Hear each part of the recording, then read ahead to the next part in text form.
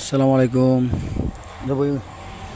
তো একটা 407-এর pump nozzle কাজ করে আসছি।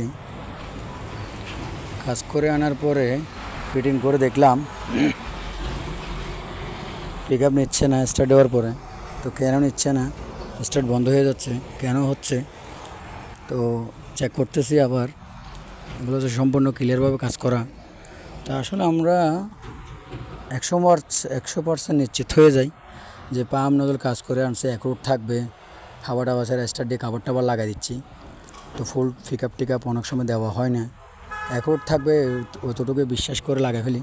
কিন্তু না, আসলে এটা আসলে আমাদের ভুল ধারণা। লাগার পরে একবার দুইবার চেক করে নেবেন পিক আপ নিচ্ছে কি না, অ্যাকুরেট পিক আপ আছে কি না, ধোঁয়াচ্ছে কি না, এগুলো চেক করার অবশ্যই জরুরি। দেখেন 1 নম্বর 2 নম্বর সিলিন্ডারে কাজ করতেছে না, নজলে কাজ করতেছে না, কেন করতেছে না আসলে আমি চেক করতেছি। তো খোঁজে বের করবো কী সমস্যা থেকে এটা হচ্ছে না। নজলও নতুন, পাম্পের কাজও 100 করে আসছে। তো সমাধান করে দেবেন ইনশাল্লাহ। সবাই দোয়া করবেন, সাথে থাকবেন সবাই। আসসালামু আলাইকুম। তো কারো জানা থাকলে জানাবেন।